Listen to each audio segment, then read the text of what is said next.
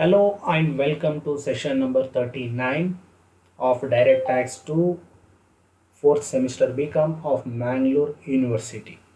In this session, we are going to learn computation of short-term capital gain and long-term capital gain under section 111A and under section 112A. Tax on short-term capital gain on transfer of equity shares of a company or units of an equity-oriented fund. Section 111A. If an assessee has short-term capital gain arising from the transfer of equity shares of a company or units of an equity-oriented fund which were acquired on or after 1/10/2004, then such capital gain are taxable at 15% as per section 111A, provided such a transaction is chargeable to securities transaction tax. ಯಾವುದೇ equity shares ಆಗಿರ್ಬೋದು ಅಥವಾ equity oriented fund ಆಗಿರ್ಬೋದು, ಅದನ್ನು ನೀವು sale ಮಾಡಿದರೆ, purchase ಮಾಡಿ 1 ವರ್ಷದೊಳಗಡೆ sale ಮಾಡಿದರೆ ಆವಾಗ ನಮಗೆ ಶಾರ್ಟ್ ಟರ್ಮ್ ಕ್ಯಾಪಿಟಲ್ ಗೇನ್ ಸಿಗುತ್ತೆ. ಅದಕ್ಕೆ tax rate 15%. If STT means security transaction tax is not paid on its sale, then short-term capital gain should be treated just like the other income. ಅಲ್ಲಿ security transaction tax pay ಮಾಡಿದರೆ ಮಾತ್ರ 15%, ಇಲ್ಲದಿದ್ದರೆ ಬೇರೆ income ಹೇಗೆ calculate ಮಾಡ್ತೀವಿ ಹಾಗೆ ಮಾಡಬೇಕಾಗುತ್ತೆ.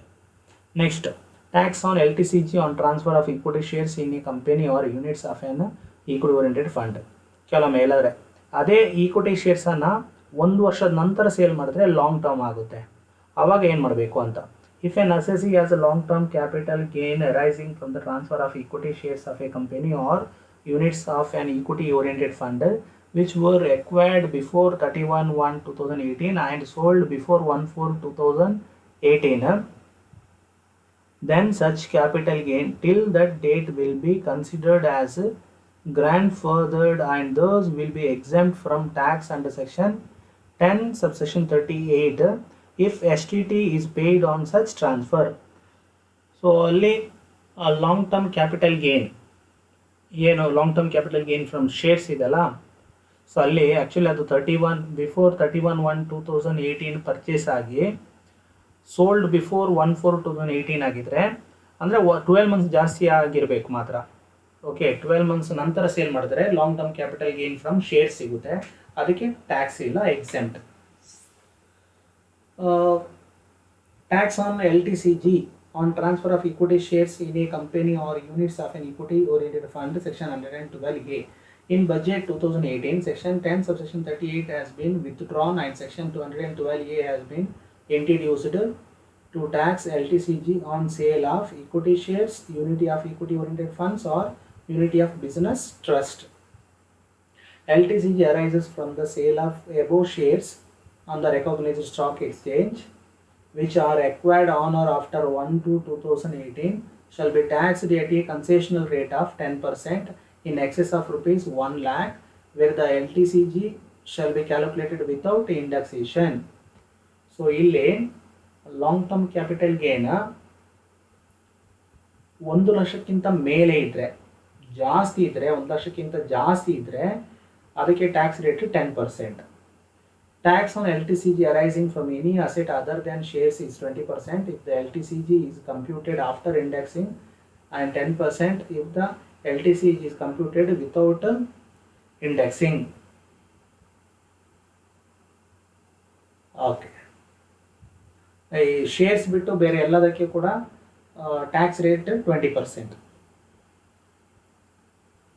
Problem ನೋಡೋಣ.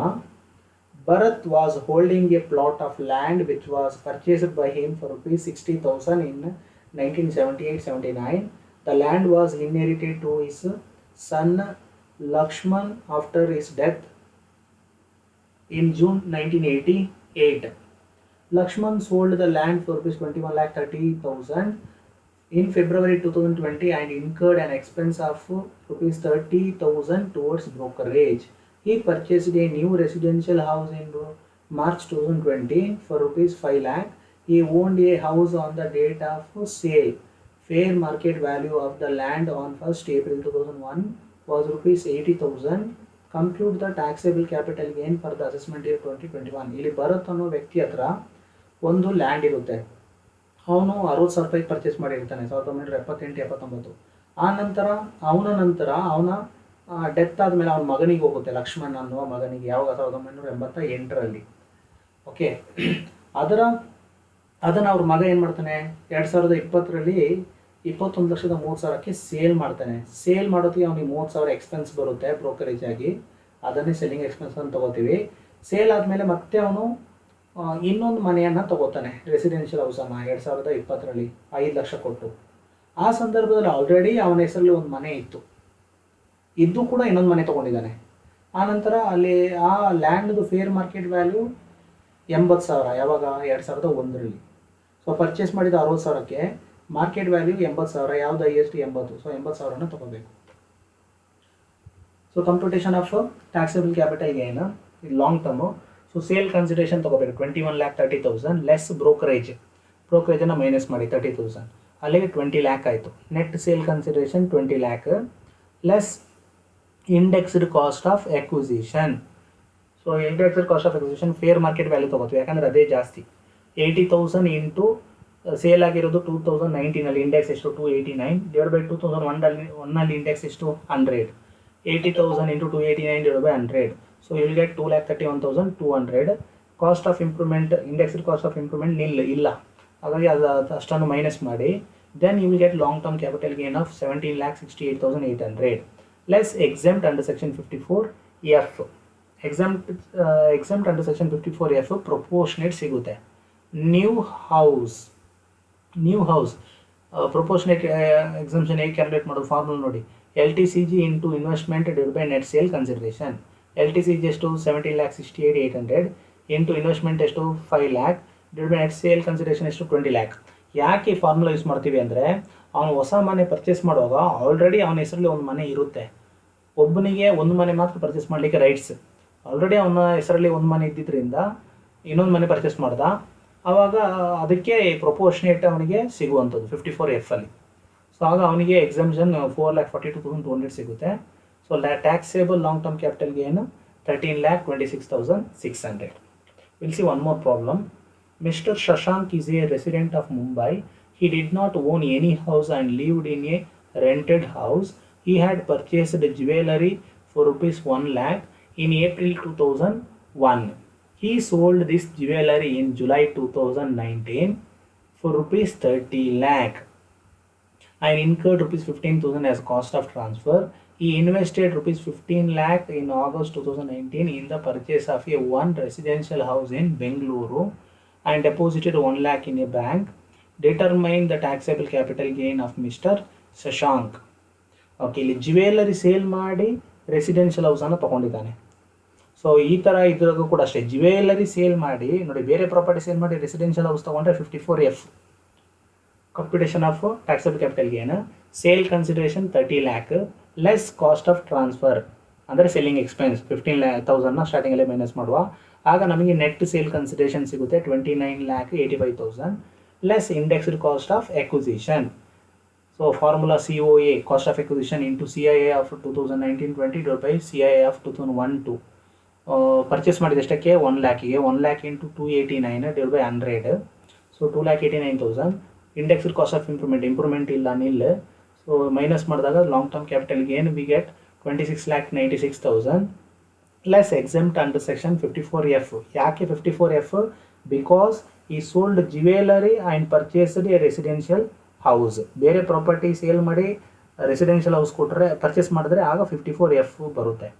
ಸೊ ಅದಕ್ಕೂ ಫಾರ್ಮುಲಾ ಇದೆ 54F. ಯಾವತ್ತು ಫಾರ್ಮುಲಾ ಮೇಲೇ ಕ್ಯಾಲ್ಕುಲೇಟ್ ಮಾಡೋದು. LTCG into investment divide by net sale consideration. So LTCG 26,96,000 into investment ಮಾಡಿದ್ದು ಹೊಸ ಹೌಸಲ್ಲಿ ಎಷ್ಟು 15 lakh divided by net sale consideration 29,85,000. You will get 13,54,774. ಮತ್ತು ಡೆಪಾಸಿಟೆಡ್ ಇನ್ ಎ ಬ್ಯಾಂಕ್ ಅಂತ ಕೊಟ್ಟಿದ್ದಾರೆ. Deposited in a capital gain account scheme ಅಂತ ಕೊಟ್ಟಿದ್ರೆ ತೊಗೋಬೇಕು. ಬಟ್ ಇಲ್ಲಿ ಬರೀ ಡೆಪಾಸಿಟೆಡ್ ಇನ್ ಎ ಬ್ಯಾಂಕ್ ಅಂತ ಕೊಟ್ಟರೆ ಬರಲ್ಲ. ಈಗ SB ಅಕೌಂಟ್ ಕರೆಂಟ್ ಅಕೌಂಟಲ್ಲಿ ದುಡ್ಡು ಇಡೋಕ್ಕಾಗಲ್ಲ. ಇಲ್ಲಿ ಇದು ಕ್ಯಾಪಿಟಲ್ ಗೇನ್ ಅಕೌಂಟ್ ಸ್ಕೀಮ್ ಅಂತ ಬರುತ್ತೆ, CAGS ಅಕೌಂಟ್ ಅಂತ, ಅದರಲ್ಲೇ ಡೆಪಾಸಿಟ್ ಮಾಡಿರಬೇಕು. ಇಲ್ಲಿ ಬರೀ ಡೆಪಾಸಿಟ್ ಇನ್ ಎ ಬ್ಯಾಂಕ್ ಅಂತ ಕೊಟ್ಟಿದ್ದಾರೆ, ಹಾಗಾಗಿ ಅದು ಎಕ್ಸಂಪ್ಷನ್ ಸಿಗೋದಿಲ್ಲ, ನಿಲ್. So total taxable capital, long-term capital gain, you will get 13,41,226. Yes, thank you.